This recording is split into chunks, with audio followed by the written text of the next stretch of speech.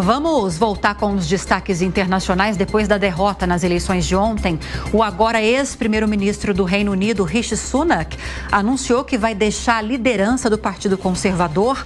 O Fabrício Naires que vai atualizar esse cenário todo pra gente. Bom dia. Bom dia, Lívia, agora, finalmente bom dia. Vendo, né? Vendo pessoalmente, exatamente.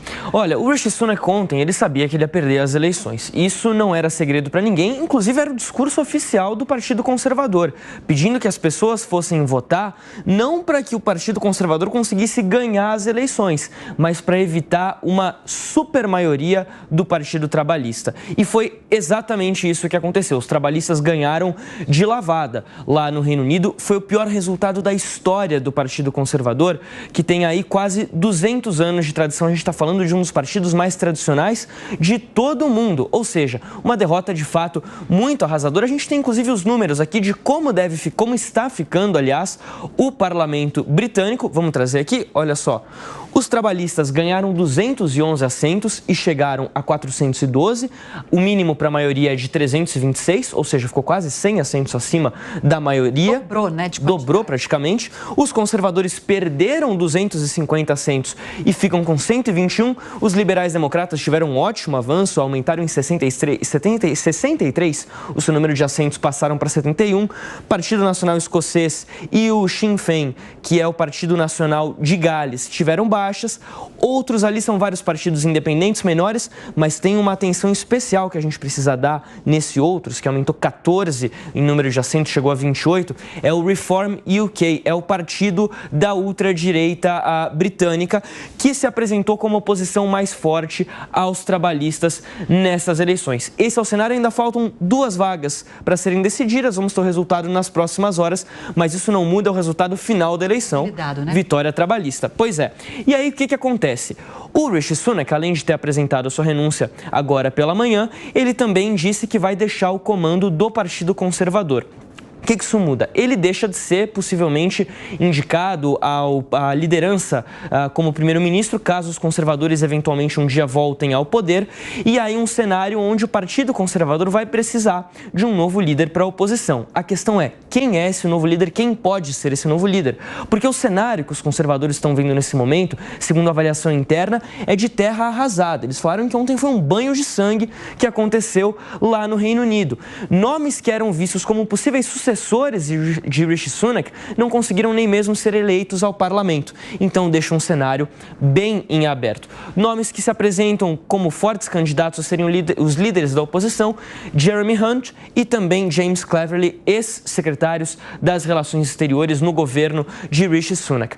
Só para a gente finalizar, Lívia, basicamente o que acontece é o seguinte: agora os conservadores precisam decidir qual é o rumo do partido. A expectativa é de que eles caminhem ainda mais para a direita, para tentar se igualar ao discurso do Reform UK e conseguir votos que foram perdidos nessa última eleição, reconquistar esses votos. A análise é de que o partido precisa de uma reforma estrutural completa por dentro para evitar a confusão que foi vista principalmente nos últimos 8 anos de governo, desde o Brexit. O Reino Unido teve desde então 5 primeiros ministros. David Cameron, que deixou o cargo depois do referendo do Brexit, aí veio a Theresa May, que não conseguiu, tentou concretizar o Brexit, teve muita dificuldade, Boris Johnson, Liz Truss, que durou 49 dias, e agora Rishi Sunak, que convocou essas eleições sabendo que ia perder.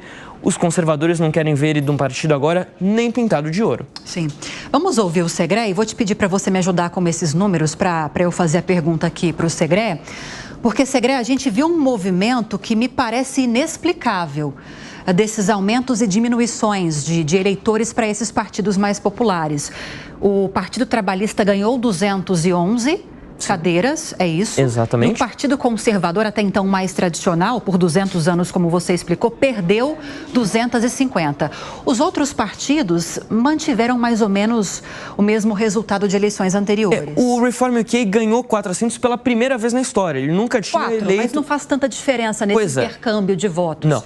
Me parece muito que houve migração de eleitores do trabalhista Dos conservadores para os trabalhistas. Certamente. E dois partidos que estão em polos completamente opostos. Seria resultado, Segré, de uma postura de Starmer mais ao centro nessas eleições, evitando pautas muito conservadoras, de confrontar essas pautas como a própria imigração também, que é um problema forte lá?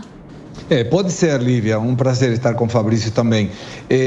A situação quando você tem uma migração tão grande, em que a quantidade de eleitores de um partido migra absolutamente para o outro, só tem uma explicação e geralmente não é pelas propostas do partido que conquistou esses eleitores, senão pela ruindade da fala, das propostas e, sobretudo, da ação de quem perdeu esses eleitores.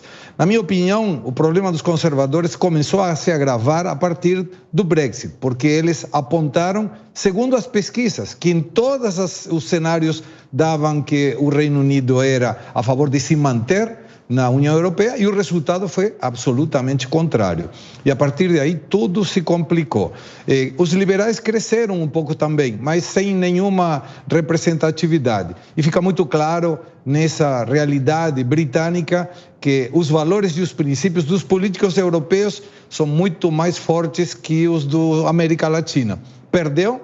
Foi para casa. Tem que vir outra geração de políticos que consiga reconquistar esses votos perdidos. Agora, a quantidade muito alta. Me parece que o Partido Conservador vai ter que reafirmar de outras formas, porque como está hoje, a situação é bem complexa.